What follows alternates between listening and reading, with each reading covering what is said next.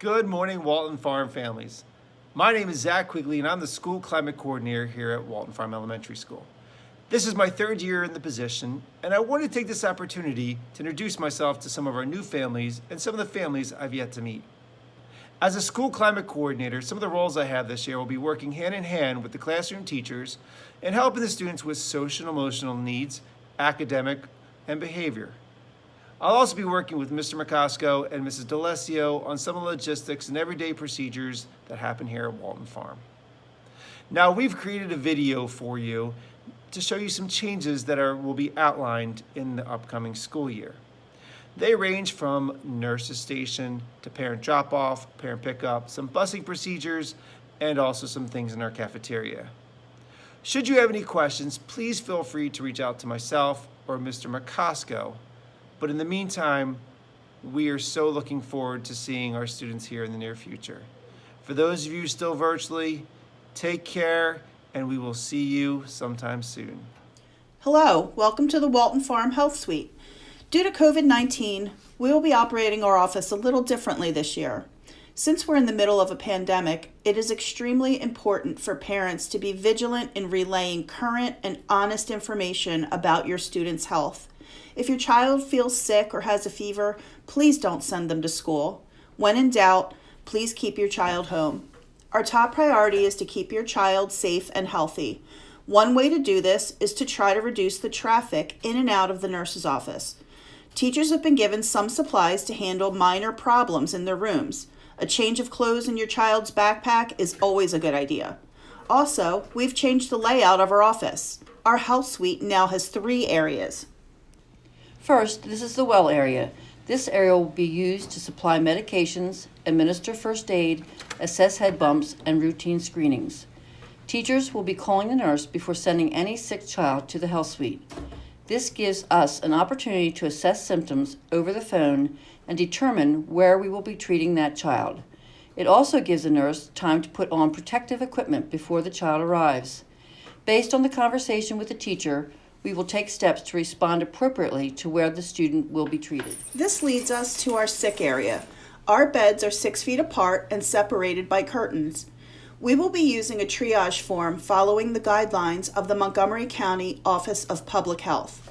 Please be aware that if your child has one of the following symptoms, a cough, shortness of breath, difficulty breathing, loss or change in smell or taste, or if they have 2 or more of these symptoms, a fever of 100.4 or higher, chills, muscle and body aches, headache, sore throat, nausea or vomiting, diarrhea, fatigue, congestion, or runny nose, that student must be sent home.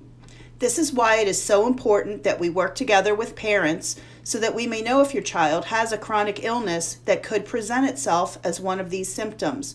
For example, your child may have seasonal allergies or asthma and may have a symptom on this list. It is important for us to know this so we can properly assess your child. If we do need to place your child in isolation, they will be placed in this room, and we will immediately contact you to pick up your child. Please make sure that we have accurate emergency contact information so your child can be picked up as soon as possible. You will need to come into the building wearing a mask, and we will walk your child out to you and give you further instruction. We are looking forward to partnering with all our Walton Farm families to keep our students safe as we return to school. Keeping communication open with our families is very important. I am Mrs. Chiffre at ciafredl@npenn.org, or you can call me at 215-853-1674. And I'm Mrs. Spence at SPENCA@npenn.org. Same number, 215-853-1674. Thank you. Okay, this is our parent drop-off loop. It's on the right side of the building as you're driving in. In the morning, we will use the full length of the sidewalk to drop off students. It's even more convenient if you could have your child sitting on the the curb side of the car. So when you pull up to this front sign, please pull up to here. Cars behind you will also be unloading, and we can unload as many students as possible at the same time to keep this line moving as quickly as possible. We will also ask students to remain 6 feet apart as they enter the building as well. Thanks.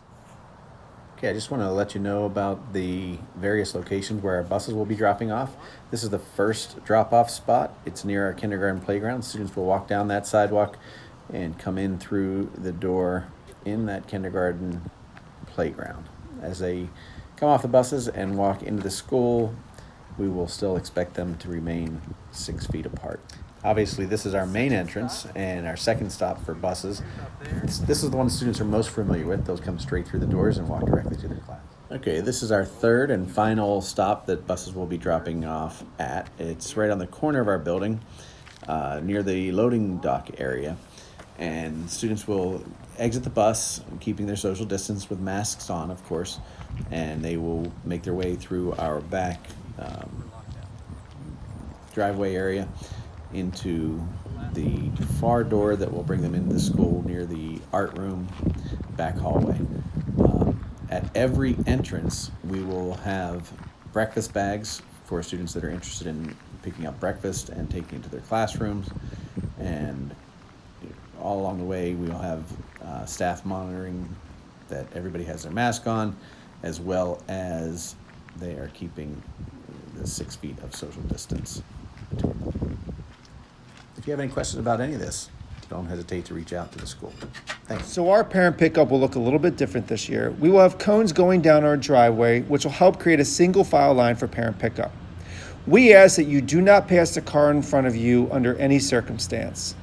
Now, we know that this may take a little bit longer than in years past, but we ask you for your patience and flexibility during this process. As you can see, we've added several tables, nearly 100 tables altogether in our gym and our cafeteria to allow for social distancing during the lunch times. Every student will be assigned to their own table. Tables will be numbered.